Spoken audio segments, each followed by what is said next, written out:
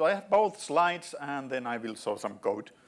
So I'm doing the same as last year. So I had this Vaadin 7/Vaadin 8 corner. So what we have been doing lately. So as you are aware, we are offering extended maintenance services for our customers. So although we kind of say that the Vaadin 7 and 8 are kind of deprecated, we are actually still continuing developing them. So it's kind of a Vaadin 7 and 8 are dead, long live Vaadin 7 and 8.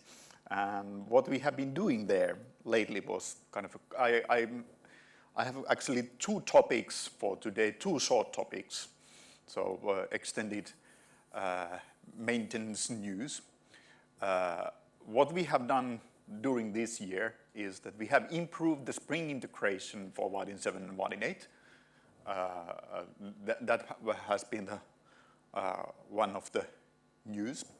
The Vaadin 7 is a little bit kind of trailing behind, but it was kind of a long time that we actually supported only up to Spring Boot 1.5 or Spring 4 in Vaadin 7. And just recently we have actually upgraded the Spring add-on in Vaadin 7 to new version. Actually we copy-pasted the Vaadin 8 version, backported it to Vaadin 7 so that we can now support up to 2.7.18 in the Spring Boot, which is the latest free version in the Spring Boot 2 series. This is of course important because that has a security fixes for Spring 4 shell and these scandalous things that we had, a year ago or back, something like that.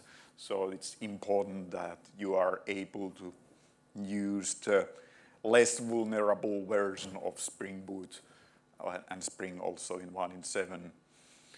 What this also may help, in addition to being on the secure platform, is that when you are deciding to migrate away from Vaadin 7, it gives you some options for gradual process. That if you have a Vaadin 7 application still running with old Spring, well, now you can actually upgrade your Spring in C2 and then have it in the same compatible version that you would be using like in Vaadin 23 or something like that.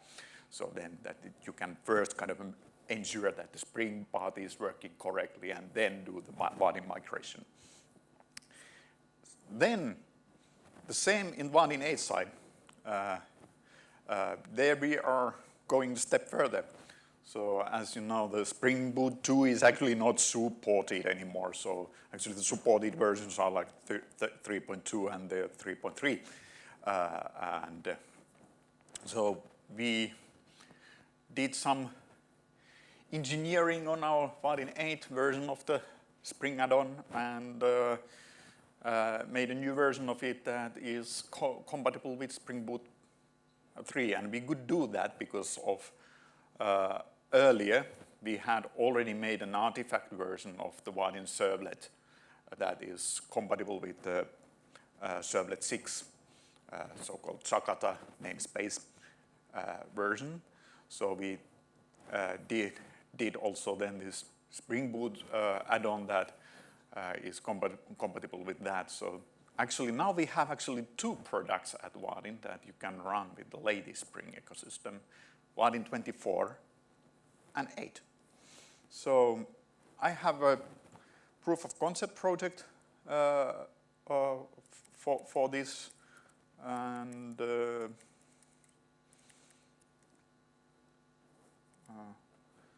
let's go there. So you probably remember this, the good old bakery demo application, and we're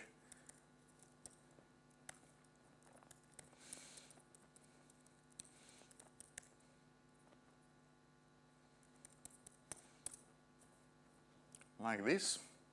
I also made a little push example there of async updates, that it updates the dashboard with the delay. So, yeah. And this is now running on Spring Boot 3. So how you what you need to do in order to go there. So of course, you need to upgrade your Spring Boot dependency. Well, this is 3.2.9. You know, I did this a couple of months ago. You need to have, of course, fairly recent version Vaadin 8.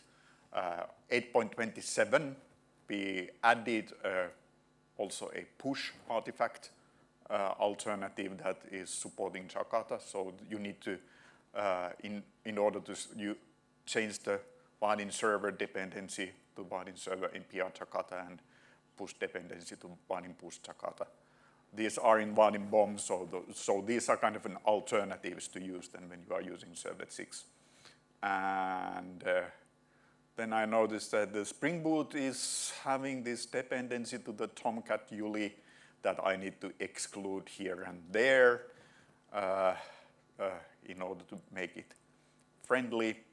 And naturally then I need to also update the Spring add-on version to 4.000. That's the Vaadin part, the Vaadin Spring integration. And that's mainly it. And of course, you need to use Java 17 or newer Java 17 or 21 in order to be compatible with Spring Boot 3. And luckily, there's no issue with Vaadin 8 using newer versions of Java. So here I have a bakery demo running in the, the bleeding edge platform. Nice. And of course, on code level, this requires some changes, like the Spring security configuration, of course, goes totally new because they changed the API on the Spring side. So instead of that old Fluent API, you have this Fluent functional mix. So you just need to override the configure. You don't need to override anything else, and then configure these request matchers for the standard Vaadin request and so forth, We packaged a couple of additional add-ons into the Spring add-on that were being used also in the Spring in this bakery demo. The Spring data provider and some Spring event bus add-ons, so that they all work here. We had also minor glitches in the charge. There were some JavaX annotations being used. We tidied them up and made a new version, so you need also update the latest charge version. And then it works. Who of you thinks this is useful? Good to know. Okay. So that's about the Spring. And continue with the slides. Some minor improvements, kind of a quality of life improvements we have done in Vaadin 8 is that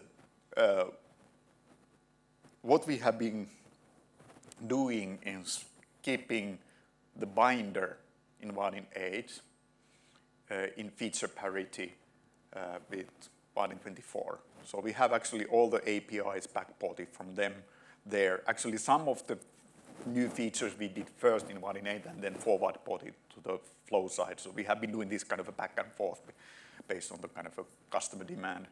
But that has been a kind of our one of the proactive maintenance topics to keep the binder update. So we have actually done everything else than the record support, because the records require Java 17 and we have not had interest to bump the Java requirement to be Java 17 for Vaadin 8, at least not yet. I think that would be too much a breaking change, so it's still compatible with Java 8. So that's why we have not introduced the record support there, but everything else is there. All the new APIs that you have in Vaadin 24.5 are there actually. Actually, we managed to release the Vaadin 8.27 slightly earlier than 24.5, so we had, for example, the change tracking thing that we backported from Flow. We actually released it in Vaadin 8 before than the Flow was released, kind of a funny thing. But yes, so there's kind of a nice additions there that you can save draft and this. And another improvement we backported from Flow is this UI, eager UI cleanup, so that when you close the browser tab in Chrome, it closes the UI immediately. It doesn't wait for the 15 minutes, which is the standard 3 missed heartbeat, but it's kind of gone immediately. It sends the beacon request on close. We have also, then we learned that, hey, this doesn't work with Firefox. So we introduced a variant of the code that it works now also on Firefox and Safari in Vaadin 8. Unfortunately, that didn't work in Flow, because in Flow the downloads are done differently. So it broke the downloads of the resources. In Vaadin 8, the downloads are done differently, so the downloads didn't go broken with Vaadin 8. So in Vaadin 8 now, this eager UI cleanup is actually working also in Firefox, but we needed to revert that in the Flow side, so we don't have it yet in the Flow side. Actually, the root cause there is that there's a bug in the Firefox that it doesn't send the beacon request when, in the page hide event if you try to. And that's filed as a bug in Firefox already like 4 years ago, and they have refused to fix it because they think that it's a security problem. I don't know why Chrome thinks, the Chrome team thinks differently, so in Edge and Chrome it works. But yeah, that kind of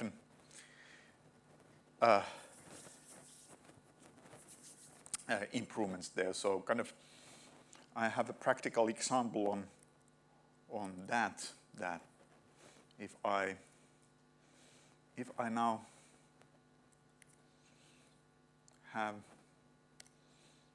2 concurrent users, so or this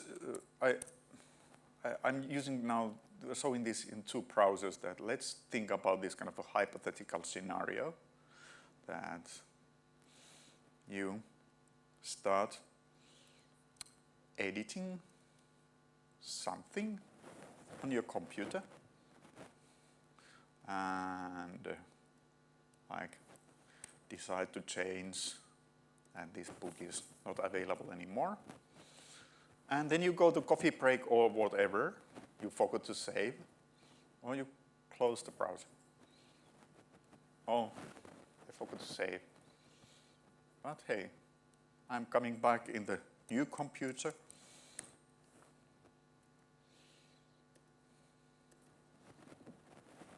It remembers that I had something unsaved. Now, this is in action that, okay, I closed the browser, so the UI cleanup happened immediately. I had in the UI detach, I'm saving the draft to my backend service. And when I'm logging again, it checks in my backend service that is there a draft? Yes, there was a draft, yeah. And I want to continue with that. And Binder knows the change fields, so I can highlight the change fields. I also can show the original value and so forth. Yeah. Let's save it now. You can do this now in Vaadin 8. Of course, you can do exactly the same thing also in Flow, because in Vaadin 24, because it has the same binder features, so and same UI cleanup features. So this is actually not just a Vaadin 8 thing, but you can do it also in modern Vaadin. But quite nice thing. I think this was kind of referred in some talk yesterday, that it would be so nice to have this kind of a thing that you can continue. So I didn't need to do any session serialization here. I needed to just save the essential part. And I think in most applications you can survive this, that you don't need to actually persist the whole session and then retrieve the session from the session stories and for continuation. Because usually the case is that in an application you were just editing a bean in some view. So then you can do it already without any session replication also with this binder logic.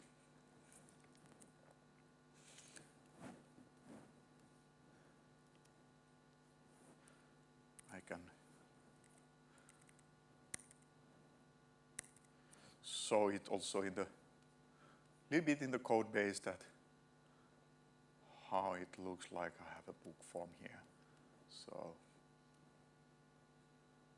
what I have here is that when UI is detached, I should have a detached event here. I'm just checking that if my form is open, is currently shown, and if my binder has changes, then I'm writing bean as draft. This method has actually been in the flow in binder already quite a while. The one new feature that I'm using here is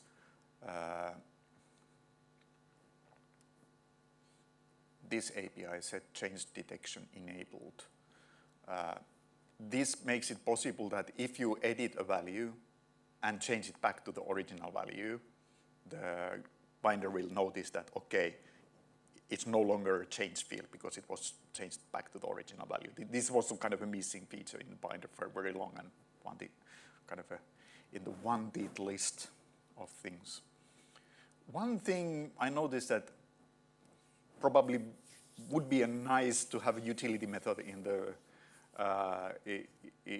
in binder. What is not yet there is kind of how to merge from other bean to binder. Because of course, since in my demo application I'm trying to be very, very kind of realistic, so I have a versioning there or in my database. So I need to, of course, in the database when I'm continuing editing the draft, I need to fetch the newest version of the bean from the database, and then I need to merge the draft to that in order to avoid optimistic locking exceptions and things like that. So you need the method for that. It's not very complicated to write with the utility method that yourself, and of course you have different kind of merging strategies there. I have a simple one there that I'm merging everything from the draft. So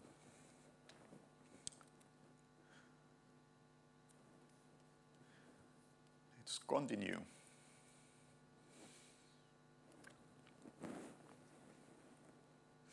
And then the last topic of today. One thing, it has been a kind of a hobby project for me. I'm kind of a product owner of the Vaadin 8 and 7 at Vaadin nowadays, heading the operations of extended maintenance there.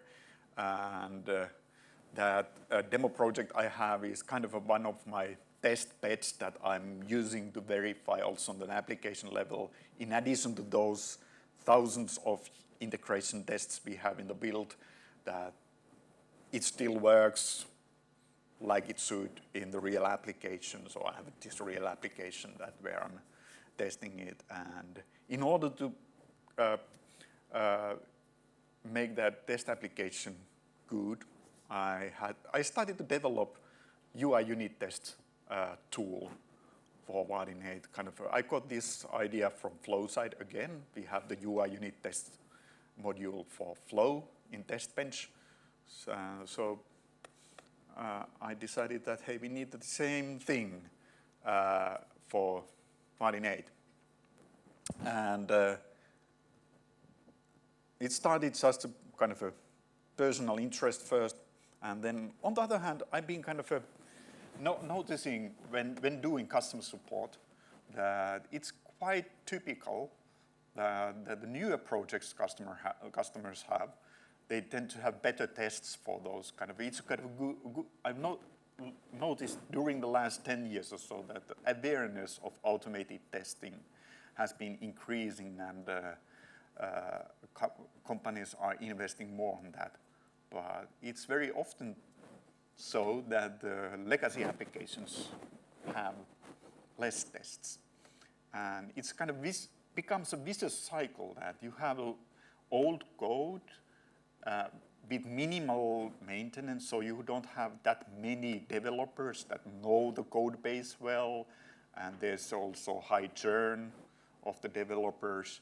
So then in the end, even if you have a need to refactor the code or improve it or fix bugs there, it becomes a challenge with the old code base because it's so purely understood, and you don't have regression tests that, yeah, I could perhaps fix that, but does it break the other thing in the other side of the application? Will there be a side effect of this code change and so forth? And I don't have any tests there. So this is something that I learned that this is actually a real problem with the legacy code. So, of course, there's no freebies here, that there's no kind of a mystical magic wand that would add tests for free to your legacy code. But at least if we create some test tooling that makes it easier, because also what I've noticed that especially the older version of the Selenium, what we have in the test bench for Vaadin 8, and it's a very flaky setup. Also we have consumed a lot of time in extended maintenance, maintaining our own framework integration tests, because they are sometimes flaky, and fixing those to be less flaky. And having something to test your applications with, which would be faster and less flaky, that would be a good thing. So that was the motivation behind these things. So what you can do now, you can add the module in your project like this, and when you are writing your first test, what you need to do is add some before and after, where you are setting up the mock Vaadin environment, or I would say that technically speaking fake, because it's not using Mockito, but it instantiates Vaadin servlet and session and UI and whatnot. And it has two versions, either with empty UI, or you can instantiate your own UI and give it to this system. And of course, after each test, you need to tear it down, because it set up some thread locals and stuff like that. So you need to build it and tear down it after the test. And then you write tests like this. So there's basically two main things there. There's a component search function. This is the $ function. I'm using the similar API than we are using in the UI unit test for Flow. There the function is also this $. So you can find components with some criteria, like you can find your text field there, the first text field, or you require that there's only one text field as the signal. And then you have this test function, so that you can, for example, set the value of the text field, and then it actually will do some reflection magic, so that when the value change is fired in the application level, it will be the is user originated true, like it came from the browser, not as a programmatic change, because that could be important for your application logic and many other things. And you can simulate user actions. Quite many Actually, we can do slightly more currently in Vaadin 8 than flow, which we need to fix on flow side. So, and then you can assert things that these things happen. So let's see more. So I have used this same test application as my test bed for this thing. So I have here now some like 80 or so different kind of tests. Like I have here one, for example, very big test class of this book view test, or I have also the whole stories related to the drafts, all the tests for that here. So what I do here is that again, I'm using my base UI class, giving to the my Vaadin mock. Then I'm logging in the system because I'm running now the whole application. So I'm actually having an abstract UI test class here where I've written a couple of helpers for the login function, because when I'm starting the application, I first see the login screen, and I need to do that. I have also a helper for the logout function, and I need to wait for the grid. So this whole system also works with push. So I have a wait file function to wait for push to happen, and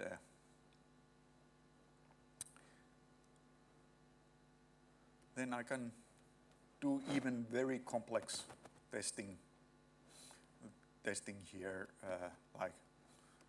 like here I have a test for edit book and exit continue with draft. So I need to, of course, create some book there, and then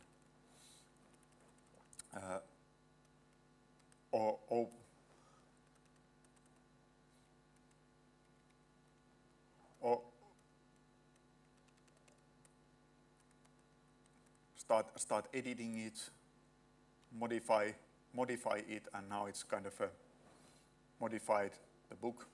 So after this, the binder has changes, and then I'm simulating the browser being closed. So I'm calling the tear down in the middle of the test. So it will be closing everything. So that will trigger the UI detach, the form to detach, and then I'm saving the draft. And then nice thing about UI testing, unit testing with compared to the browser-based testing is that you have direct access to your backend. So I can check in my service method that now there's a draft for the admin.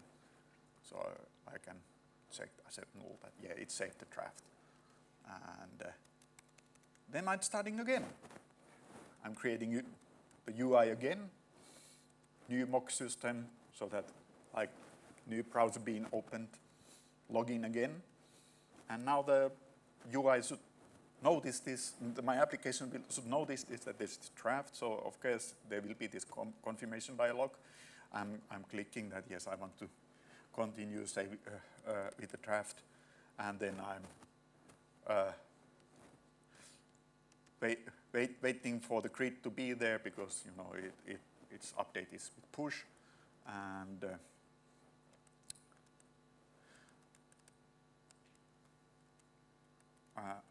or becomes visible. Actually, it's already there attached, but it's not visible. But it waits it to be visible, and now it should show the form, because it is supposed now to merge the draft to the form, and then I can assert that those fields are marked.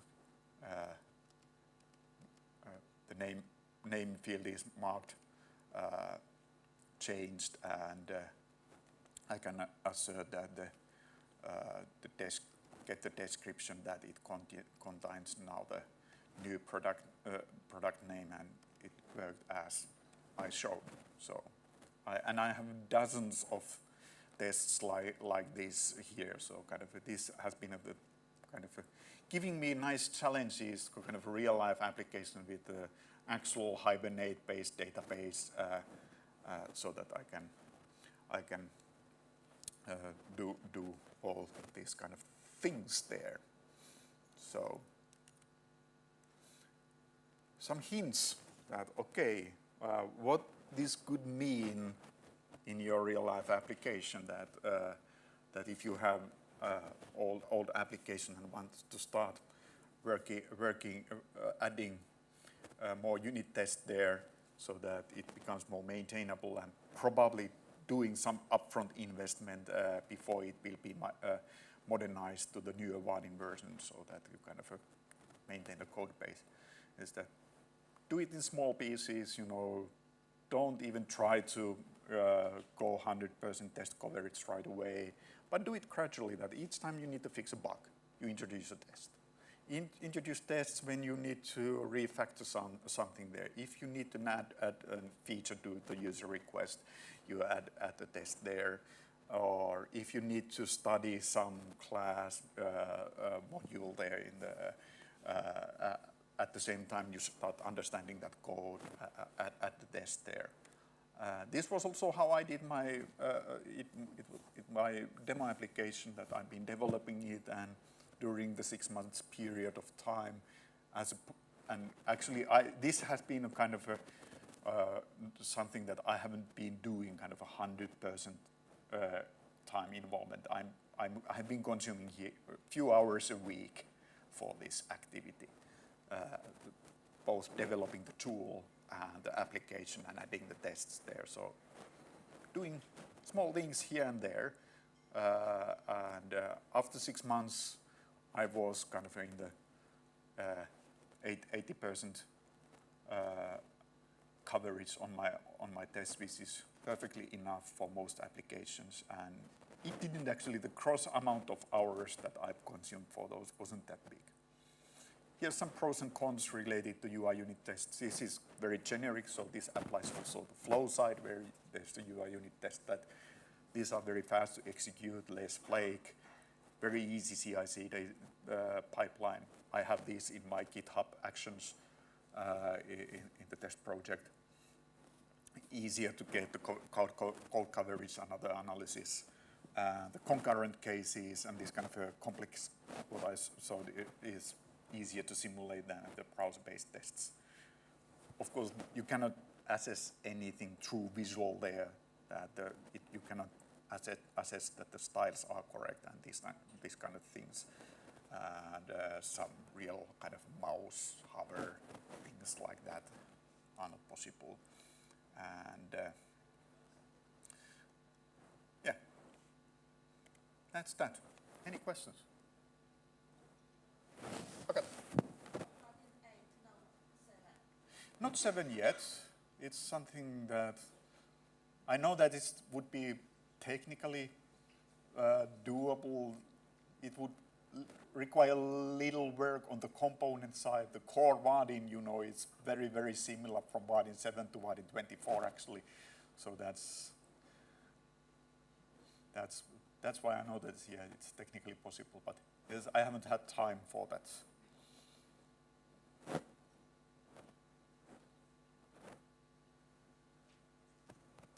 Any other questions?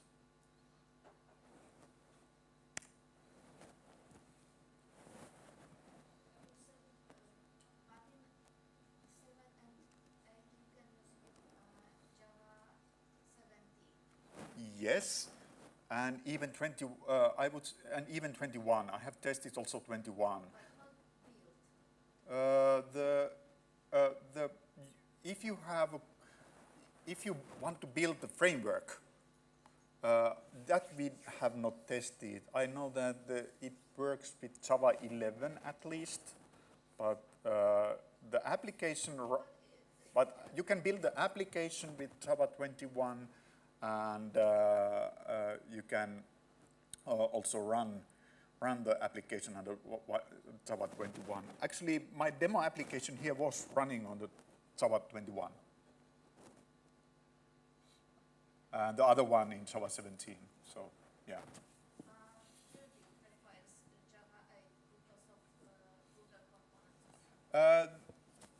That can be overcome by extracting your widget code to different module. And there in that widgets module, like I have here the widgets module, separate module, and here in that widgets module I have set Java to be level 11, and in my UI module I'm using 21.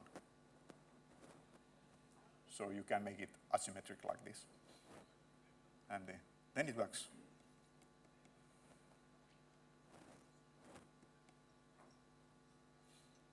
Only thing I know that can be problem with Vaadin 7 is that the atmosphere version that we have in Vaadin 7 doesn't work with ZT10. Vaadin 8 works with ZT10, as you saw. It's actually running ZT10 here. But it's kind of not a Java directly thing, but if you want to use Java 17 or 21, and if you are using ZT, you need to go.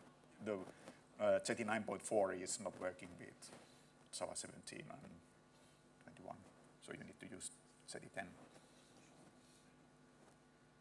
But no problem with Tomcat. I tested Vaadin 7 with Tomcat with push in production environment. Works.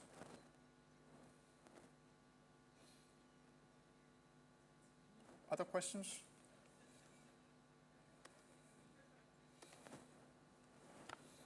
I can let the tests running there. Soon you will be seeing huge amount of log coming there. Once the system first, now that the Hibernate has been initiated, that takes the longest, and then the tests are running as fast as it can produce the log.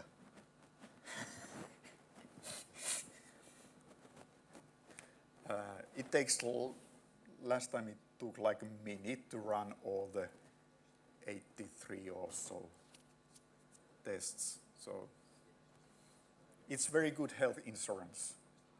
Think about how long it would be taking for a human to run all these 83 scenarios and do 500 or so asserts observations there.